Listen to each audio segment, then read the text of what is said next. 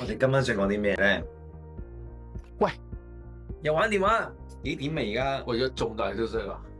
有重大消息啊！搞咩啊你？我睇咩啊？有咩重大消息？話5% 都可以買到樓喎，唉，擔心5%都買到樓啦。係咩？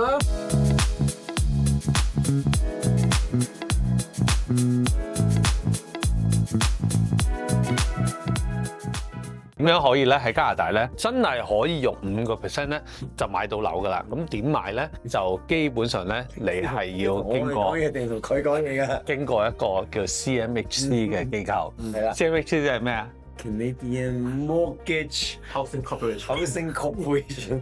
係啦。好啦，咁點解可以做到5%？即係咩條件可以做到5%咧？佢要係自住嘅，自住。唔需要首次買房。 5% 係我買300萬嘅屋又可以5% 啊？唔係唔得，唔得，係 limit 嘅係咩 limit 啊？ ，limit 100，提升到8，提升到150萬。嗱100萬就唔係啦，100萬就7.5%點計咧？係頭50萬咧，就係有5%，5% 可以噶啦。嚇，之後嗰50萬咧就俾10%。咁咧我有個客啱啱買咗一個用呢個 program 買100萬嘅，所以5%同10%撈勻咧7.5%，100萬咁樣樣，俾75000咧就買咗個100萬嘅 townhouse 啦。咁好睇喎！記住係一定係 primary resident 嘅，係啦，唔需要 first time home buyer，係自住嘅，就得噶啦。 mortgage insurance 係要俾個 insurance fee 嘅喎。大概幾多數啊？如果我計過一次，如果係50萬的話咧，係俾差唔多13K， 即係13,000蚊。 13蚊。冇問題。咁呢13,000蚊係你 lease，如果你想買樓，嗰13,000蚊係點計先？嚇？如果我話我住2年，我想買樓啦。佢13,000蚊咧係 roll 落個 mortgage 嗰度㗎。amortization 30年，係啦，但係一次過俾。一次過俾，即係如果我而家要買樓嘅話，一下就要還咗嗰計落去啫，分開30年攤還。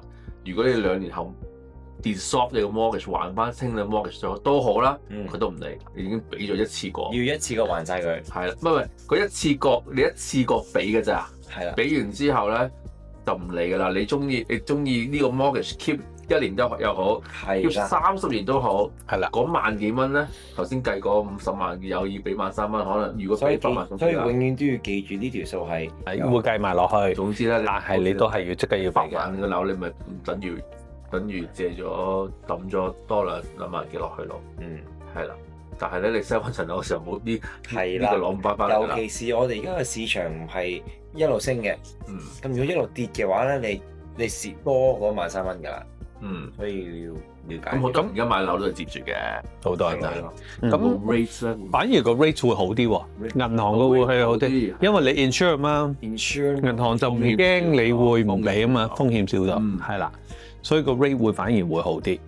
咁有啲人或者收入係夠，但係佢儲錢唔夠，咁所以就會利用呢一個 program，就等佢可以上車。係呢個 case 啦，冇錯，好多人咧，譬如尤其是租客咧，佢哋儲到嘅錢咧未必好多，因為income攞翻嚟嘅錢咧都去咗俾租、俾 utility 嗰啲開支啊嘛。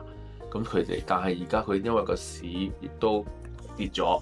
而個租金亦都唔係話真係跌得唔係咁樣跌法，所以咧佢哋好多之前租緊嘅租客咧，亦都有購房嘅意欲。佢哋成日都睇住個市咧，係點樣走。佢亦都話咧，而家呢個 moment 可能係佢哋 hold 咗好耐咧，係嗰個 price gap 啦，係最入伙咯。尤其是同個 landlord 嘅關係。有好多 landlord 雪櫃壞咗又唔整，洗碗機壞咗又唔整，咁其實好多住 tenant 嘅都好不滿嘅。咁又每年同我加租喎。係啊，最近我都好多租客都係咁同我講，就係話佢可能租咗已經5-6年啦。咁佢話：喂，我其實儲咗少少錢啦，錢又唔係好多，咁但係我一路喺度幫業主喺度供緊佢嗰個 mortgage。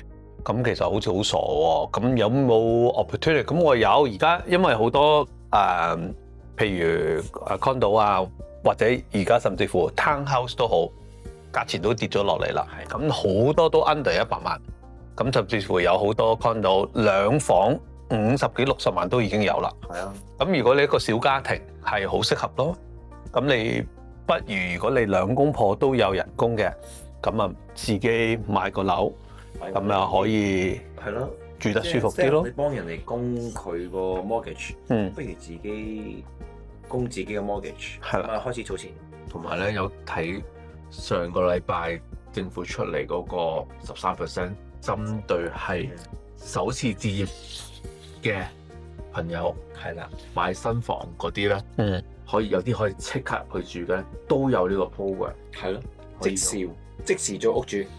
同埋有啲客人咧，佢哋話真係住咗好似你話頭先5-6年啦，佢哋自己都唔，你知唔知咧？有陣時釘啲嘢都要問個 landlord。係咁啊，買樣嘢大啲，又覺得個位唔係好夠，咁但係你搬一個另外一個租嘅地方，又要重新俾人哋去查個所有身份，咁變咗係有個係咯麻煩喺度。咁但係如果你自己揾到適合嘅樓，將來有增值，因為而家我哋樓市都叫做係比較淡啲啦。咁但係肯定會翻嚟嘅。咁有增值嘅時候，變咗着數嘅就係你咯，自己咯，係咯。如果唔係你係幫業主喺度供緊，咁業主亦都係攞嚟供新停㗎啦。咁幫自己供自己層。點解 landlord 要做 landlord 咧？係啦，因為 landlord 知道佢幫你供緊樓啊嘛。係啦，所以選擇到 landlord 啦。啱嘅，係啊，係啦。咁所以有陣時有啲人咧真係未必知道有5% 嘅。咁但係真係我哋好多時我哋做好多 open house 啦，係啦，亦都係有好多係租客過嚟睇嘅，咁我哋都會睇一睇佢有呢咁嘅 program，有陣時佢哋提翻我哋轉頭啲，好多人都好熟讀呢啲嘅 program，同埋好多人都唔知原來自己係根本可以 qualify 去借錢嘅，仲可以自己買樓嘅係咯，可以自己買樓，佢哋完全唔知㗎，係啊，咁變咗咧就你如果揾一個合適嘅貸款經紀，幫佢去揾一揾呢啲咁嘅好嘅program 門路，咁可能佢好容易可以借到錢，咁然後你先考慮咯。即係你都識好多啦嚇，我哋係即係 refer 下個客，咁如果佢真係做得到嘅，咁幫得就幫。咁其實好多客都係呢段時間係租客變成一個買家屋主，咁呢個 transition 我覺得係好開心嘅事咯。見到好多小家庭變咗係本來一個小朋友嘅，因為而家有一個自己嘅小天地，又添多個小朋友啊，或者可以接埋父母過嚟住啊咁。我嗰啲其實係啦，個單身人士變成一個 family 啫。係啦，或者咁樣咯嚇。尤其是咁有啲單身而家已經變咗 family，但係可能 expect 緊會有添多個小朋友嘅。咁如果自己有個地方，咁就唔需要每幾年又要搬一搬啦。小朋友又變咗返學啊，咁樣可以穩定啲咯。係啊。咁我哋未來我哋會講啲咩 topic 啊？點樣揾樓？點樣揾學區樓？係啊，其實揾啱嘅樓好重要嘅。係啦，睇你個預算係幾多咯？因為多倫多其實佢嗰個價錢嘅幅度咧係可以爭得好大下。咁你話40-50萬又有，咁你話400萬、500萬都有。可能好多朋友係比較着重某啲社區嘅配套係咩咧？即係學校啊，或者佢中意去購物啊、買嘢啊，所以好睇咯。咁我哋就每區我哋都有包含咯。我哋應該每一區都要 feature 下，行下俾大家睇下。我哋會㗎，我哋咧就諗住咧帶大家睇下樓。咁啊，我哋可能會實地睇樓，彈一彈過去。咁然後實地睇樓嘅時候，我哋會教大家有啲咩嘢係要注重嘅。你睇樓唔係就咁即係望就得㗎啦。譬如我哋做開咁多年啦，就會睇一啲平時買樓嘅人未必會留意到嘅嘢，比較仔細啲嘅嘢係啦。因為好多時咧買咗樓咧，嗰個地區啊，嗰個你好多嘢改唔到嘅，同埋嗰個升值速度啊，有啲乜嘢人種咧會搬入去你鄰居係啲乜嘢？係啦 ，demographics 啊 age 啊，嗰個社區究竟係上升緊，或者係衰退緊咧？咁對你將來去無論你生活啊、子女去上學啊，或者甚至乎你第時賣翻出去，都係一個因素可以考慮。好啦，咁我哋講到呢度咧，記住唔好錯過我哋下一集。係啦，係啦，拜拜，拜拜。